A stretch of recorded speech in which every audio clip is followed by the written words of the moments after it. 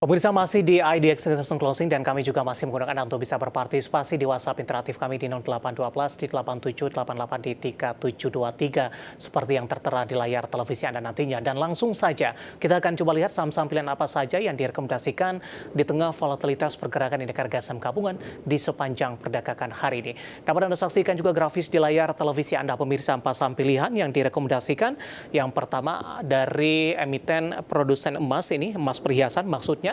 Ada Harta atau HRTA direkomendasikan buy, di mana support yang bisa diperhatikan di 424, kemudian hingga ke 428 maksud kami dari sisi support, sementara targetnya hingga ke 450. Kemudian juga ada Medco, support yang bisa diperhatikan di 1520, target hingga ke 1650. Selanjutnya ada Kija, penyedia lahan industri di 134 dengan target ke 147. Dari pertambangan batubara ada Adaro. Hari ini juga Adaro mengalami penguatan dengan support yang bisa diperhatikan di 2830, target ke hingga 2950. Sementara untuk stop loss, Harta Dinata di 424, Medco di 1490, Kija di 132, dan Adaro stop lossnya di 2800. Ya, empat saham pilihan yang direkomendasikan dan lagi-lagi keputusan investasi tetap ada di tangan pemirsa IDX Channel. Kita lanjutkan kembali perbincangan bersama dengan Ibu Sheryl Tanuwijaya selaku Head of Research Investasiku. Ibu Sheryl, kita lanjutkan kembali empat saham pilihan yang Anda rekomendasikan. Langsung saja kita ke Harta Dinata Abadi TBK, Ibu. Pertimbangan dari sisi teknikal, support dan resisten sehingga masuk ke dalam saham pilihan Anda di penutupan sesi kedua hari ini tertekan di 0,93% di 428. Oke, baik Mas David. Jadi kita lihat dengan adanya perang di Timur Tengah yang semakin memanas dan meluas ya, kita lihat pelaku pasar kembali mencari safe haven sehingga harga emas meningkat cukup signifikan ya, sudah menguat hampir 4% dalam sepekan. Jadi kita bisa cari emiten yang terkait sama penguatan harga emas, yaitu produsen emas ya, kayak Harta. Nah, secara Harta ini juga moving average-nya, MACD-nya ini juga ada bullish convergence ya, lanjut menguat. Lalu ada support MA20 meskipun hari ini melemah ya, tapi masih terjaga di atas support.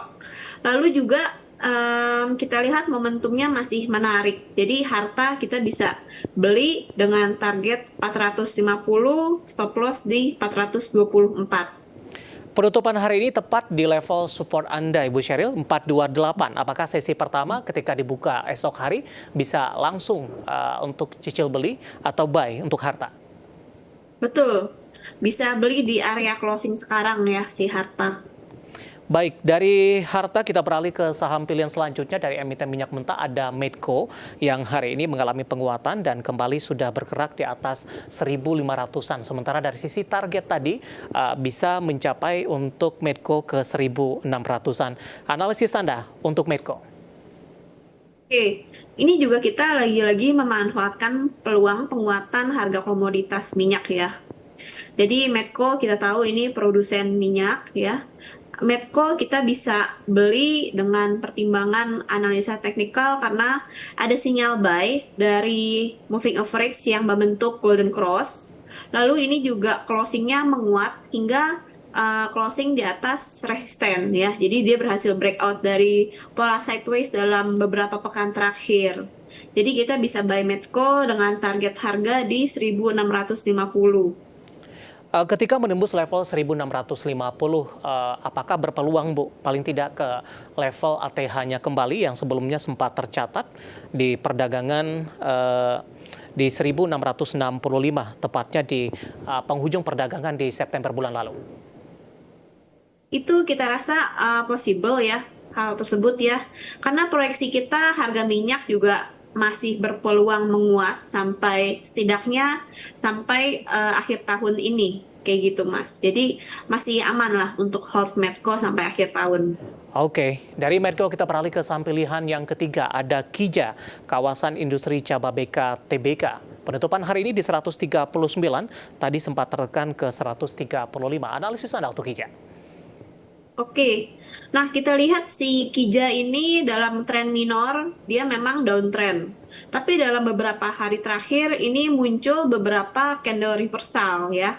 Lalu kita lihat pakai indikator Bollinger Band, ini juga Kija rebound dari lower Bollinger Band.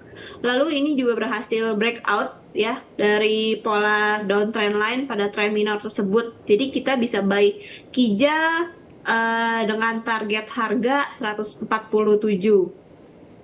Baik, penutupan hari ini di 139, sempat tertinggi di 141 dan targetnya adalah di 147. Cukup sempit untuk range pergerakan dan target harga untuk Kija.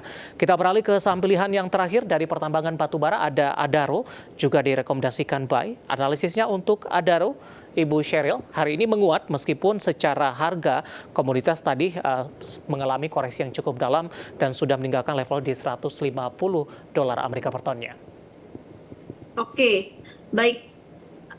Kita lihat untuk sampai akhir tahun ini ya, atau bahkan sampai awal tahun depan, batubara masih menarik ya. Justru volatilitas dari komoditas batubara itu yang membuat saham-saham dari sektor energi ini juga menarik untuk dicermati. Bisa menjadi peluang untuk trading gitu ya. Nah, kalau secara harga, Adaro ini dalam tren minornya memang downtrend, tapi dengan penguatan hari ini berhasil di breakout ya, hingga closingnya tuh ditopang sama MA 200, MA jangka panjang ya.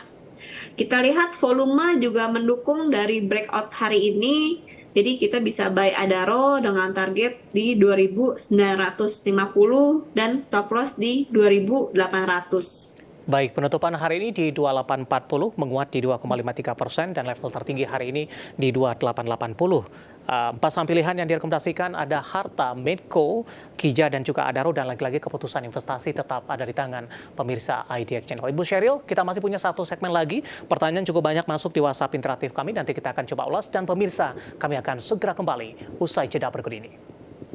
Kita sudah sampai di segmen terakhir dan terima kasih juga untuk Anda yang masih bergabung bersama dengan kami. Bu Sheryl, kita lanjutkan kembali.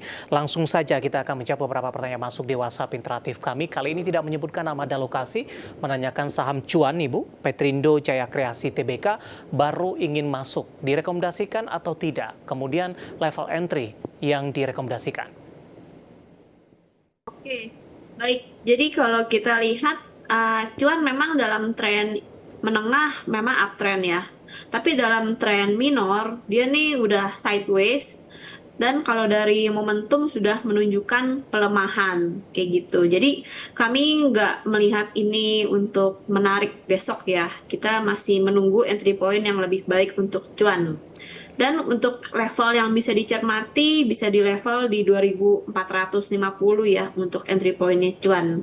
Oke, penutupan hari Dengan target bisa di 2700. Kayak gitu, Mas. Oke, penutupan hari ini di 2760, tadi sempat ke tertingginya di 2950, direkomendasikan masuk di level yang lebih rendah dengan koreksi yang terjadi untuk cuan di 240 dengan target price di 2700. Baik, selanjutnya tidak menyebutkan nama dan lokasi juga, Ibu Sheryl menanyakan Goto, Bu. Bagaimana view-nya? Bisa masuk di harga berapa untuk Goto? Oke, baik. Kalau kita lihat ini Goto confirm ya, mau dalam tren jangka pendek, jangka menengah, ini strong bearish atau trennya tren penjualan ya. Jadi kita nggak merekomendasikan untuk entry point dulu sih untuk dalam jangka pendek ini. Jadi mungkin kita bisa menantikan hasil kinerja kuartal 3-nya Goto ya, sebaik apa baru kita bisa mempertimbangkan lagi. Jadi wait and see dulu hasil Q3-nya, kayak gitu. Baik. Selanjutnya ada Oscar dari Bali. Ibu Sheryl menanyakan saham Indi, Ibu. Kapan dan di harga berapa level yang terbaik untuk entry? Oke. Nah, kalau Indi ini dalam tren minornya dia downtrend ya. Jadi kita lihat juga masih ada peluang, masih belum ada tanda-tanda yang meyakinkan untuk dia reversal. Karena secara momentum ini masih lemah ya, harganya turun, volumenya cenderung turun ya. Kita lihat resisten juga lumayan dekat di level 2050 ya. Jadi kalau Indi mungkin kita bisa buy on weakness di level 1950 ya. stop loss di 1900, targetnya bisa di 2050. Seperti itu. Baik, terakhir Ibu Sheryl tidak menyebutkan nama dan lokasi rekomendasi dari perbankan Big Cap jelang rilis laporan keuangan di kuartal ketiga di 2023. Oke, baik. Perbankan Big Cap kalau kita lihat secara historical ya, menjelang pemilu ini biasanya cenderung menguat meskipun fluktuasi harganya tidak se-volatile second dan third liner, tapi ini cocok lah untuk dicermati bagi teman-teman yang baru mulai trading atau yang masih dalam proses belajar kayak gitu, karena pergerakannya nggak terlalu signifikan dan untuk jangka menengah maupun panjang cenderung menguat ya untuk banking. Terkait kalau hasil earning kuartal 3, kita lihat perbankan Big Caps masih baik meskipun penguatannya dari kinerja cenderung terbatas ya, karena dalam beberapa kuartal terakhir penguatan kinerjanya nih sudah lumayan signifikan, jadi udah bisa dikatakan ya high base effect ya, Ya. udah cenderung tinggi, nggak terlalu signifikan lagi pertumbuhannya. Baik. Kayak gitu Mas. Oke, jawaban untuk proyeksi dari beberapa perbankan Big Cap jelang laporan kinerja kuartal ketiga di tengah pelemahan yang terjadi dan lagi-lagi keputusan investasi tetap ada di tangan pemirsa IDX Channel. Ibu Sheryl, waktu kita cukup terbatas, tampaknya pembahasan tadi sekaligus mengakhiri kebersamaan kita untuk kali ini. Sehat selalu Ibu. Baik, makasih Mas David. Baik, ada Ibu Sheryl Tanuwijaya, Head of Research dari Investasiku. Akhirnya, saya David San Oval dan seluruh kerja bertugas mengucapkan terima kasih dan sampai berjumpa kembali.